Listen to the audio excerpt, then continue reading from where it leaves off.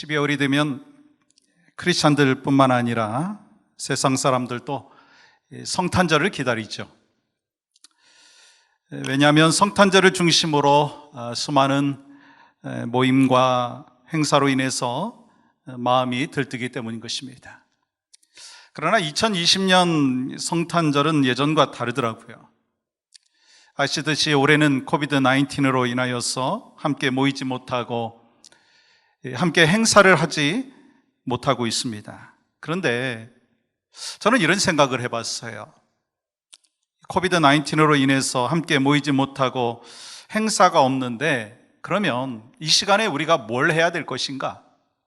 오히려 하나님께서는 더 많은 것을 생각하게 하시고 깨닫게 해주시는 기회를 허락하여 주셨다. 그렇게 저는 생각하고 믿고 있습니다. 왜냐하면 예전에는 이 성탄절 없는 그 의미를 제대로 알지 못하는 그러한 이 크리스마스를 보냈다면, 그러면서 사람들을 만나고 즐기는 데 집중했다면 올해는 이 성탄절의 의미를 더 깊이 깨닫고 더 집중할 수 있는 기회를 얻었다. 그렇게 생각하고 있습니다. 그러므로 여러분, 2020년 성탄절은 이 예수님께서 오신 귀한 의미를 더 깊이 깨닫고 묵상하는 귀한 절기가 되기를 주님의 이름으로 간절히 소망합니다. 우리가 성탄절 하면 가장 먼저 떠올려지는 사건이 있습니다.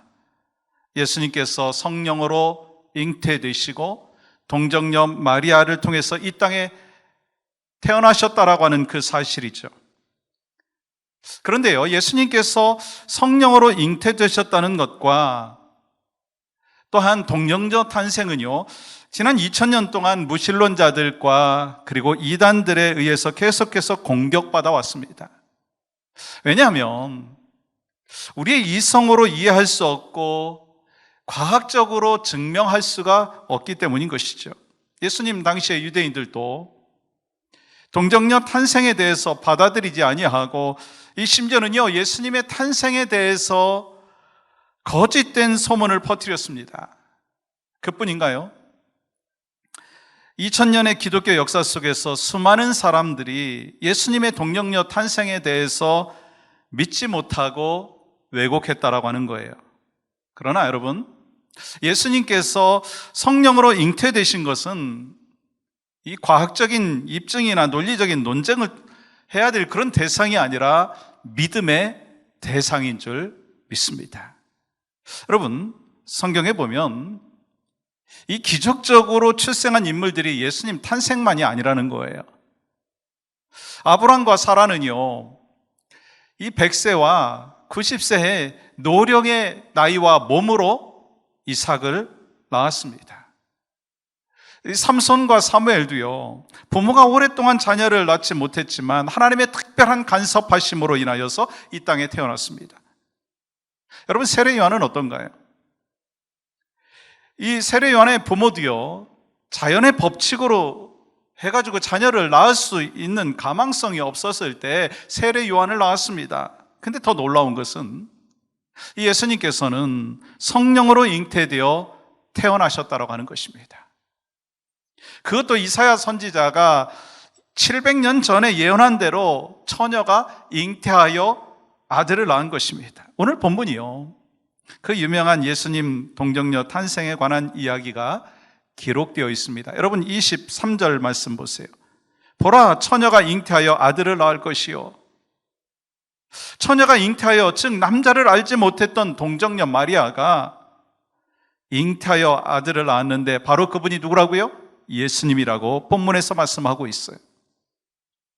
그럼에도 불구하고 교회 다니는 분들 중에 이 사실을 믿지 못하는 분들이 있다는 거예요. 여러분, 하나님께서 천지 만물을 창조하신 것에 대하여 여러분 믿습니까?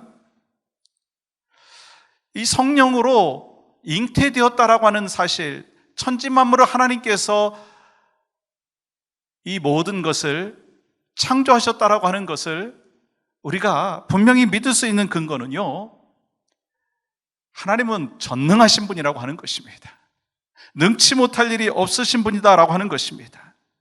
그러므로 하나님을 믿고 하나님의 말씀을 믿는 사람에게는요, 이런 문제가요, 전혀 문제가 되지 않습니다. 말씀드린 대로 사람은 할 수 없지만 하나님은 전능하시기에 모든 것이 능하신 줄 믿습니다.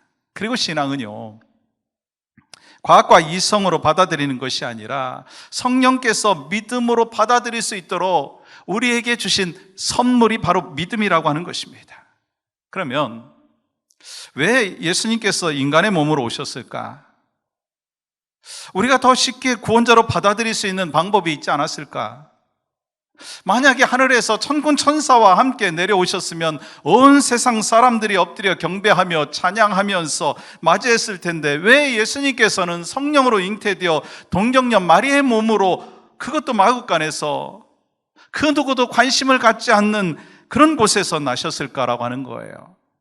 오늘 본문을 통해서 예수님께서 이 땅에 오신 의미를 우리는 그 어느 때보다도 더 깊이 깨닫고, 또 그 의미를 묵상함으로 인해서 주님 앞에 더 가까이 나아가는 참된 믿음의 삶이 있기를 간절히 소망합니다. 먼저요, 예수님께서 이 땅에 오심은요, 우리와 같은 인간이 되시기 위함입니다.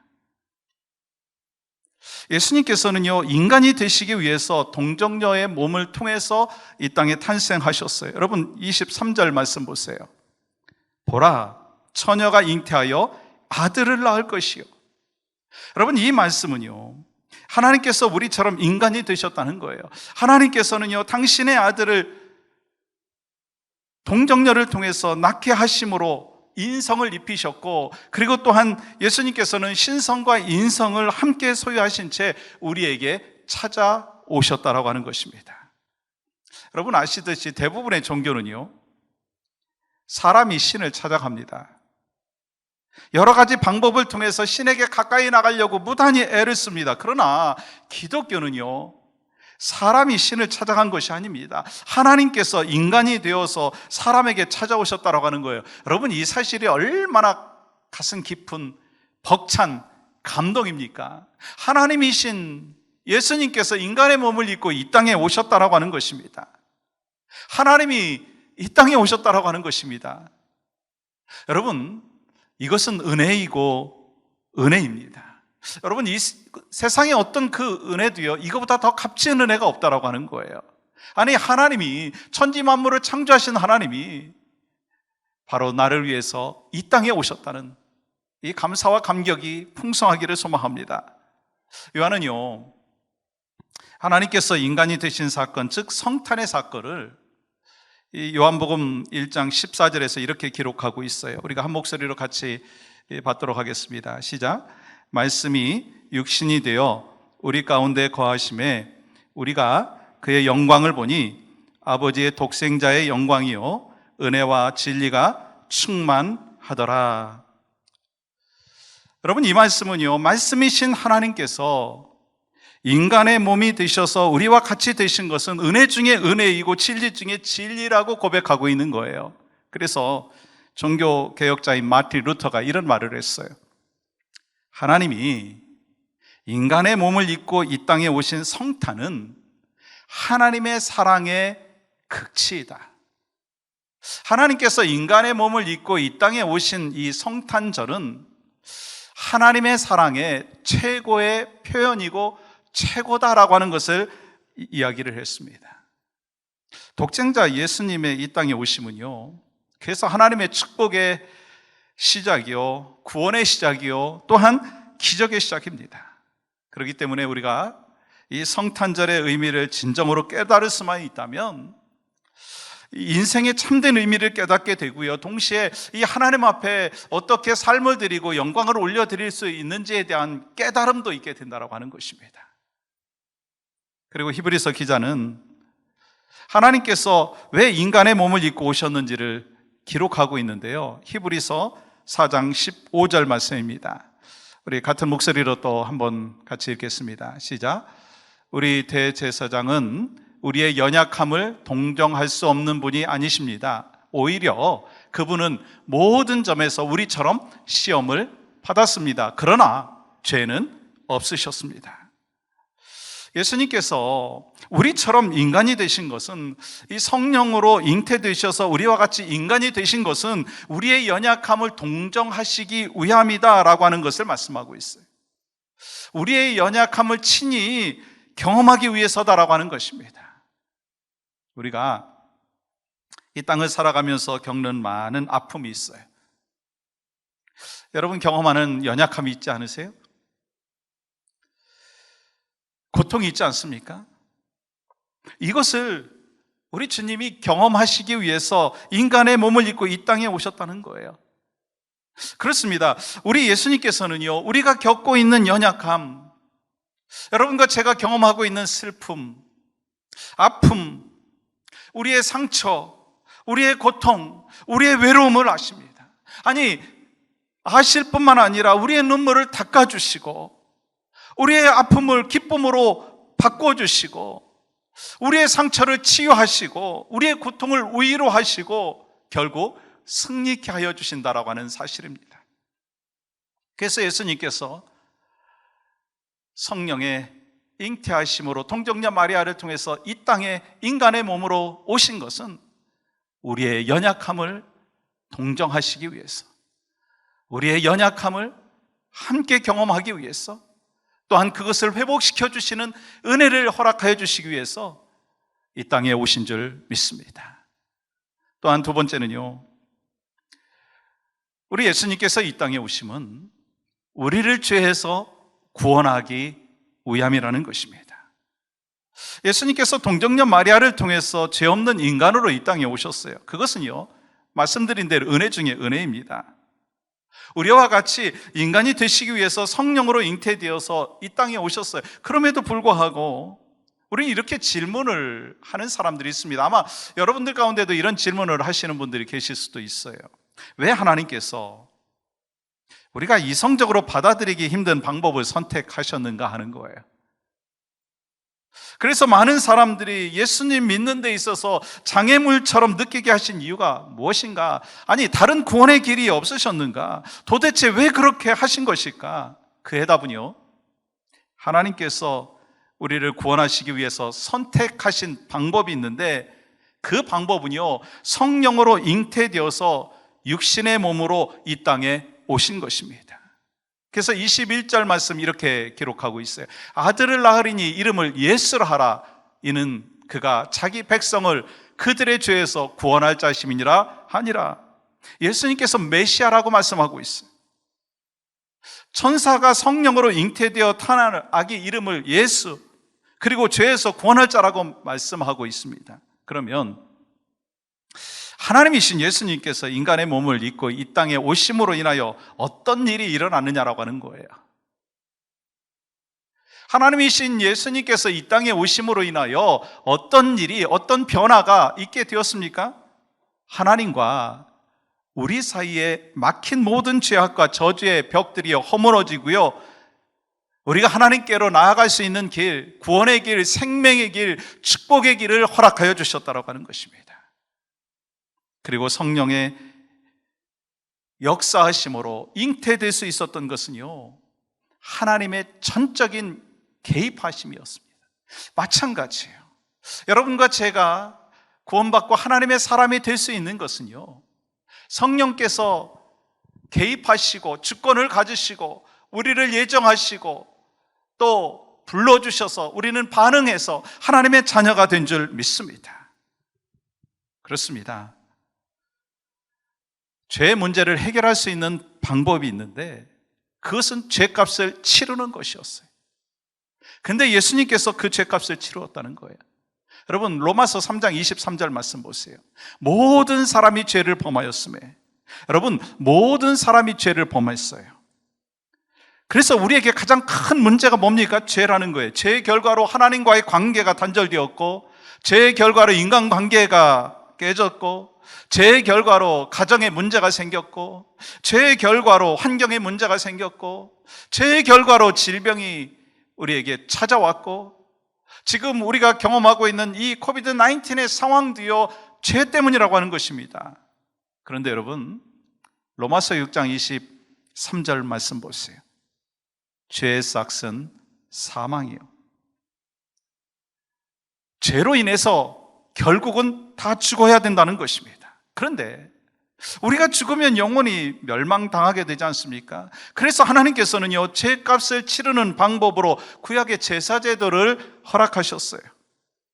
그러므로 그들은, 구약시대 사람들은요, 죄를 지을 때마다 반복적으로 하나님 앞에 속죄의 제물을 드려야 했습니다. 그런데 하나님께서 인간의 죄 문제를 해결하기 위해서, 단 한 번에 해결하기 위해서 직접 육신의 몸을 입고 이 땅에 태어나셨다는 거예요.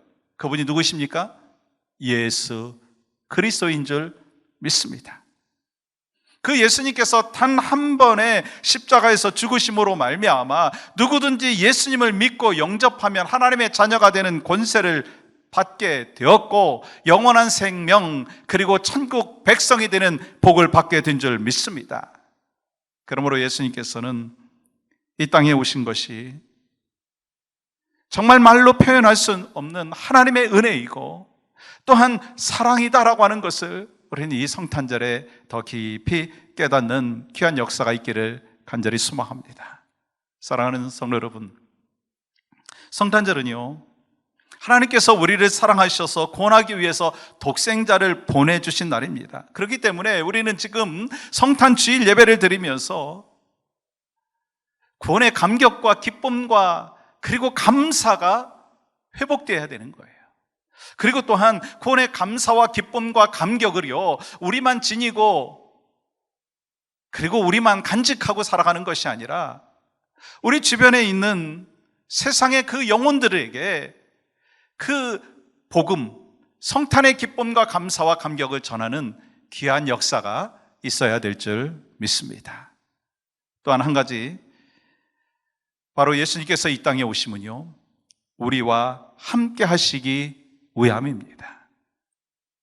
예수님께서 이 땅에 오신 두 가지 목적이 있는데요, 그분의 이름을 통해서 우리가 알 수 있습니다. 첫 번째는요, 자기 백성을 죄에서 구원할 자라고 하는 의미인 예수.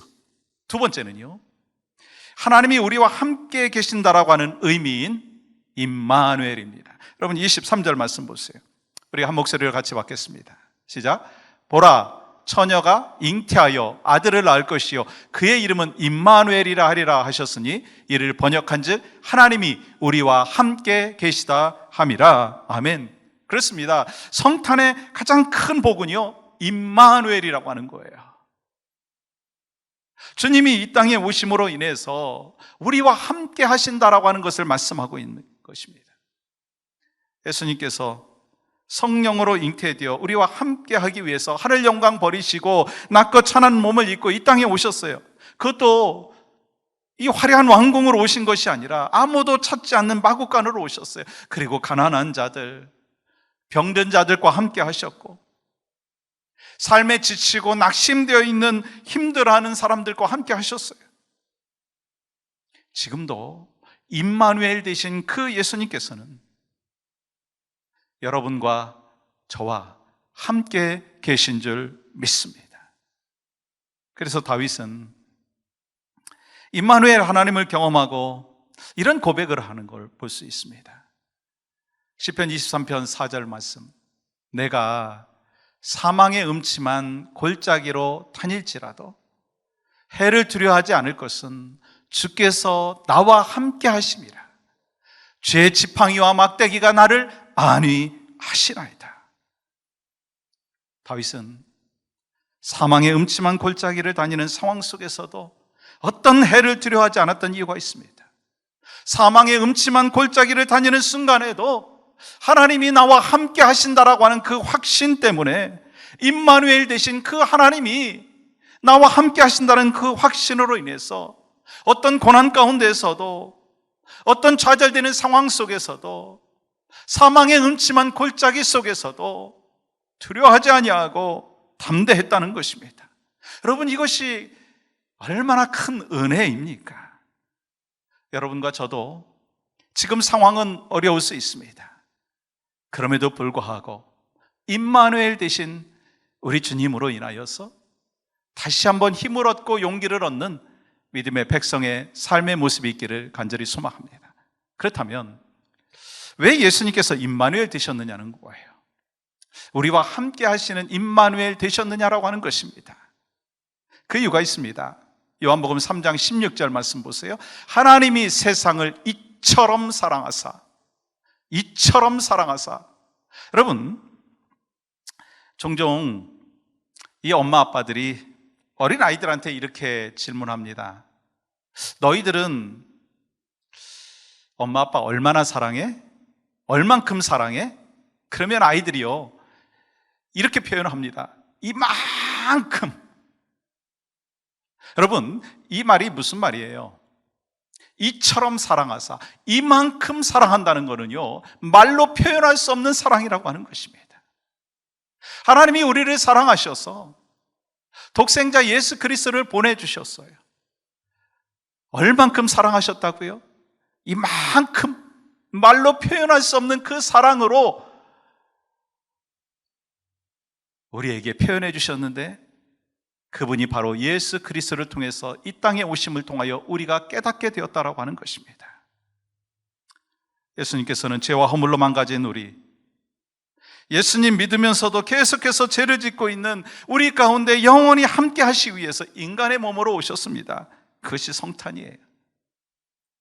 예수님께서는요 매일매일 불안해하고 낙심하고 넘어지는 우리와 함께 하기 위해서 이 땅에 오셨다는 거예요. 그것도요 잠깐 우리와 함께 하시는 것이 아니라 잠깐 함께 하시면서 손 내밀었다가 좀 회복되면 그냥 또 놔주시고 그러는 것이 아니라 힘들 때에도 손잡고 계시고, 그리고 또 기쁠 때도 손잡고 계시고, 영원히 함께 하시겠다고 약속해 주신 그 하나님이신 줄 믿습니다. 사랑하는 성도 여러분, 임마누엘 하나님, 우리와 함께 하시는 하나님, 그 하나님이 우리 마음 가운데 계시면은요 지금 코비드 19의 상황이 더 기승을 부린다 한다 할지라도 너무 염려하거나 두려워하지 말아야 돼요. 하나님께서 함께 하심을 믿고 마음의 평안을 누리고 여유를 가져야 됩니다. 물론 잘합니다. 또 그렇게 해야 됩니다.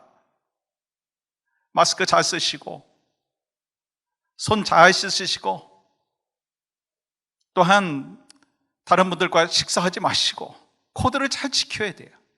그러나 이 코로나 바이러스만 묵상하다가 주님을 묵상하는 일을 놓치면요 그거보다 더 큰 어리석음은 없다라고 하는 것입니다. 하나님께서 언제나 어디서든지 어떤 상황 속에서나 우리와 함께 하시는 하나님이신 줄 믿습니다. 그래서 요한 웨슬레는 이렇게 말했어요. 이 세상에서 가장 행복한 사람이 누구입니까? 가장 축복받은 사람이 누구입니까? 하나님이 함께하는 사람입니다. 가장 불쌍한 사람은 누구입니까? 하나님이 떠난 사람입니다. 여러분 행복하십니까? 여러분의 가정은 행복하십니까? 주님과 함께함의 은혜를 누림으로 여러분과 여러분의 가정, 그리고 여러분의 삶의 지경 가운데 행복이 넘치시기를 간절히 축복합니다. 우리는요 그 하나님의 사랑과 은혜를 기억하며 성탄절을 보내야 합니다. 특별히 감사한 것은 올해는 우리 교회가 성탄절을 맞이해가지고 교회 밖 크리스마스 행사를 했다라고 하는 거예요. 이를 위해서 많은 분들이 직접 선물을 가져오시고, 그리고 헌금으로 섬겨주시고, 어떤 분은 어저께 직접 나오셔가지고 크리스마스 그 행사의 현장에서 열심으로 섬겨주셨어요. 올해는요 이 주일학교에서도 아이들에게 선물을 주지 않았습니다.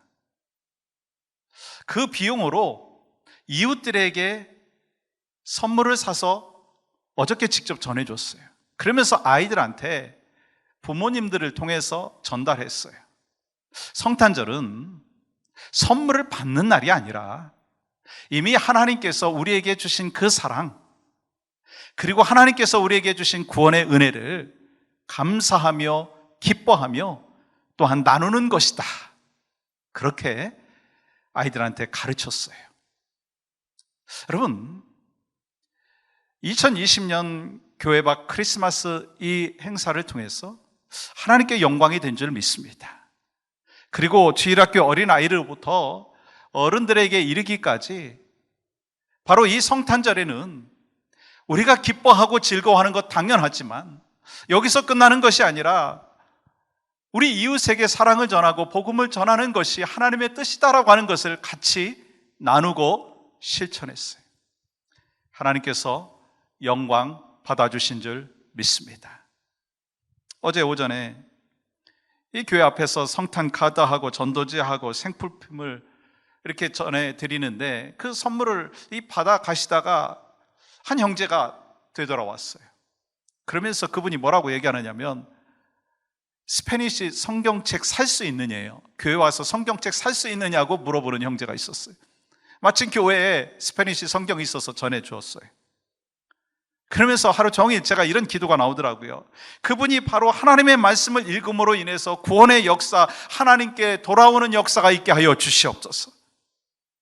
또한 우리 교회가 교회 밖 크리스마스 그 사역을 함으로 인해서 하나님의 사랑을 전했고 우리가 나눈 전도지와 그리고 선물을 통해서 잃어버린 영혼이 구원받는 역사가 있게 하여 주시옵소서. 이와 같이 이 성탄절을 맞이해서 우리 모두는요, 구원의 기쁨과 감사를 우리의 가족과 이웃들에게 전함을 통해서 하나님의 기쁨이 되어야 될 줄 믿습니다. 사랑하는 여러분, 코비드-19의 상황 속에서 서로 만나지 못하고 교제하지 못하는 상황 속에서 성탄절에 우리를 향한 하나님의 뜻이 무엇일까라고 하는 것입니다. 그 어느 때보다도 하나님이신 예수님을 더 깊이 묵상하는 귀한 시간이 되기를 간절히 소망합니다. 또 성령님께서 역사하심으로 동정녀 마리아를 통해서 예수님께서 인간의 몸을 입고 이 땅에 오셨음을 확신하고 우리의 연약함을 동정하신다라고 하는 것을 믿고 우리의 상처와 아픔과 고통과 눈물을 닦아주심을 확신하기를 소망합니다. 또한 우리 예수님께서 이 땅에 오심으로 죄와 헌물로 죽었던 우리의 죄를 용서해 주셨고 살려주셨음을 다시 한번 확신하기를 원합니다. 그리고 모든 상황 속에서 언제나 변함없이 우리와 함께 하시는 임마누엘의 하나님을 이 성탄절에 마음껏 경험하고 이를 통해서 하나님 앞에 영광을 올려드리고 이웃에게 하나님의 사랑과 복음을 전하는 축복의 성탄절이 되시기를 주님의 이름으로 강한절히 축복합니다.